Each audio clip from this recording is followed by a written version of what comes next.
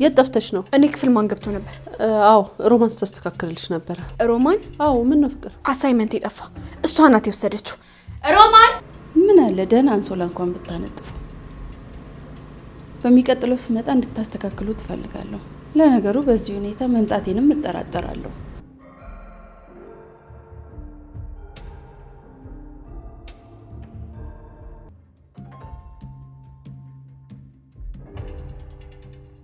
ይቀጥል። ልቀቀኝ እንጂ ሞስጆ እኮ ነኝ። እማ ምን ይመስላል? አጋጣሚውን ካገኘ እንደምታመልጠቃለሁ። ማምለጥ ከፈለኩ አመልጣለሁ።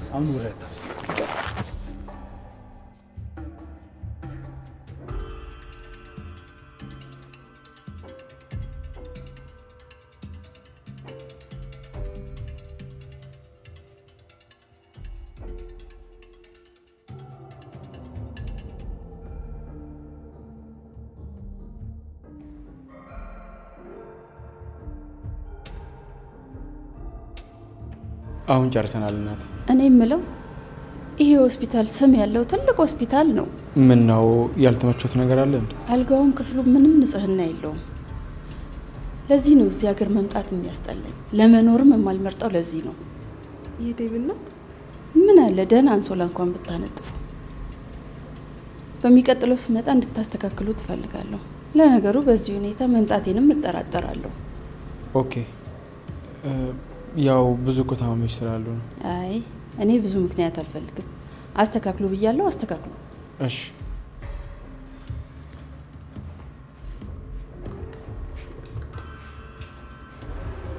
አደይ ምን እያደረግሽ ነው? ምንም የዴቭን እናት እኮ ማየት ፈልጌ ነው። አማሽን አይሻት? አዎ በጣም ታምራለች። አዎ አደይ ግን ሳታይሽ ብትያለሽ። እሺ በቃ ቻው ዶክተር።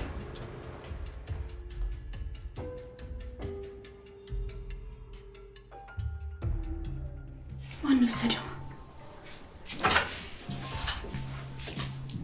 ፍቅር።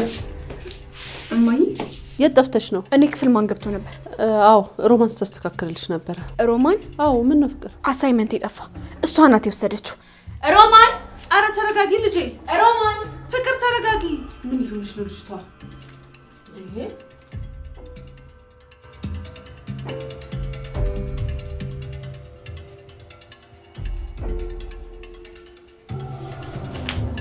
የት ላድርገው?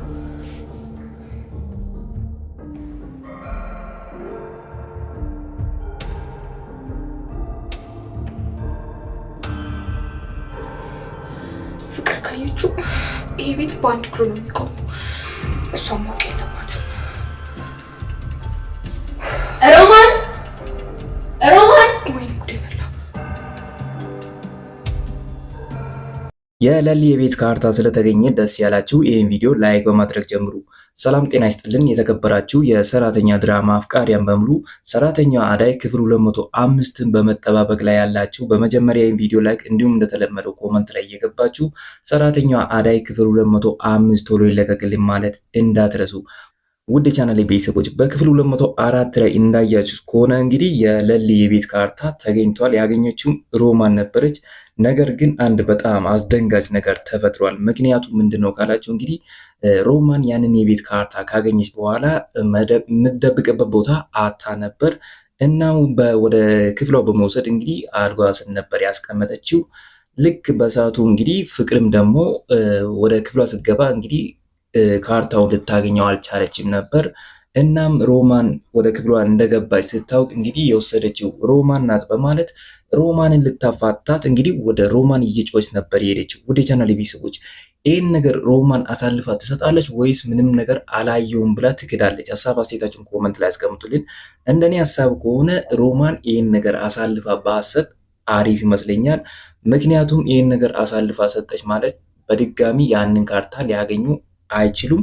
እነ ባቡሬም እነ ሌሊም እንግዲህ በአሁኑ በክፍሉ 204 ላይ እንዳያዝ ከሆነ ባቡሬ ሶስቱንም አስሯቸው ነበር። ገጀራውን፣ ፍቅርን እንዲሁም ዳኒን ሶስቱንም አስሯቸው ነበር እና ሶስቱ ተመካክሮ ለመውጣት ባቀዱት እቅድ እንግዲህ ከታሰሩበት ተለቆ ነበር። እንዳያዝ ከሆነ ፍቅርንም ለቋታል። ፍቅርን የለቀቀበት ምክንያት አዳይ ወደ ፍቅር ክፍል ገብታ እንግዲህ ምንም ነገር ስላላገኘች ባቡሬ ደውላ ምንም ነገር አላገኘውም ብላ ስለተናገረች በዛ አምኗት እንግዲህ ፍቅር የምታውቀው ነገር የለም በማለት ነበር ፍቅርን የለቀቃት። ሌላኛው ደግሞ እንግዲህ ወደ ገጀራው ስንመጣ ገጀራውን የለቀቀበት ምክንያት ገጀራው ከደመ ንጹህ ነኝ እኔ የማውቀው ነገር የለም ብሎ እሱም እንግዲህ ሁሉም ነገር ዳኒን እንደሚያውቅ ዳኒን አሳልፎ ሰጥቶ እሱም በሰላም ተለቋል። በመቀጠል ደግሞ ዳኒ ነበር። ዳኒ ደግሞ እንግዲህ በአንድ ነገር ከተስማማ ካርታውን እሰጣለሁ በማለት እንግዲህ ሶስቱ ተመሳጥረው ያደረጉት ነገር ነበር። እናም ዳኒም ካርታው ወዳለበት ቦታ ልውሰድ በማለት እንግዲህ እየመራው ነበር። ገጀራውም ደግሞ ከኋላቸው እየተከተለ ነበር። ያ ማለት ገጀራው ዳኒን ሊያስመልጠው ነው ማለት ነው። እንግዲህ በጣም ደስ ያለኝ ነገር ገጀራው ዳኒን ቢያስመልጠውም እንኳን ካርታው በሮማን እጅ ውስጥ መግባቱ በጣም ደስ ብሎኛል። ምክንያቱም ተመልሰው እነ ዳኒም እነ ገጀራውም የለሊ አክስትም ያንን ካርታ ልታገኘው አችልም። ስለዚህ ሮማን ይህን ካርታ አላየውም ብላ መሸምጠጥ አለባት ነው የሚለው። ይህን ነገር ለሁሉም አስፈላጊ ነው። እናንተስ ምን ትላላችሁ? ሀሳብ አስተያየታችሁን ኮመንት ላይ ያስቀምጡልን። በቀጣይስ ያንን ካርታ ሮማን አሳልፋ ለፍቅር ትሰጣታለች ወይስ ፍቅር ያንን ካርታ ፈላልጋ ሮማን ከደበቀችበት ቦታ ታገኛለች? ሀሳብ አስተያየታችሁን ኮመንት ላይ ማስቀመጥ እንዳትረሱ። እና ውድ የቻናል ቤተሰቦች ወደ ዴቭ እናት ስንመለስ ደግሞ እንግዲህ የዴቭ እናት ተመልሳለች። ለሰርግ ነበር የመጣችው። ነገር ግን የዴቭ እናት ሁኔታዋ ምንም አላማረኝም፣ ምንም ደስ አላለኝም።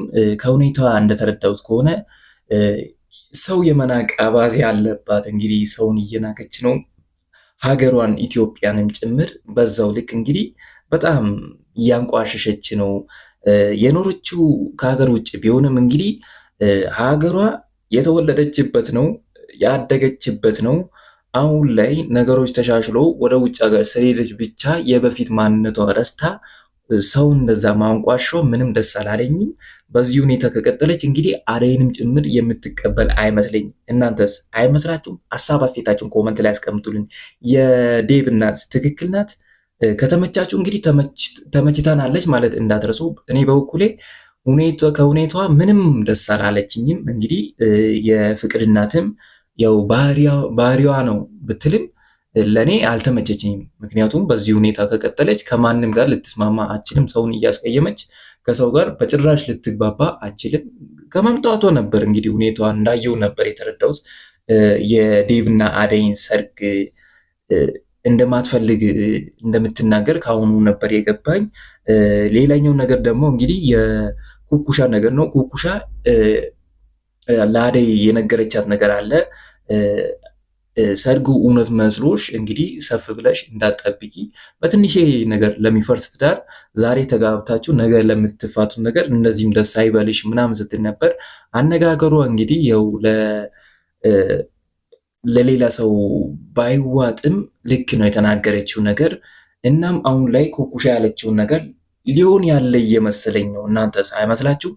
እንግዲህ ይህ ነገር ከሆነ ኩኩሻም ብዬ ነበር ማለቷ አይቀርም። አደይም በጣም የምትጎዳ ይመስለኛል። እናትየዋ ካልተቀበለቻት እንግዲህ እሷም ከዶክተሩ ጋር አዲስ ህይወት የምትጀምር ይመስለኛል። እናንተስ አይመስላችሁ? ሀሳብ አስተያየታችሁን ኮመንት ላይ አስቀምጡልን።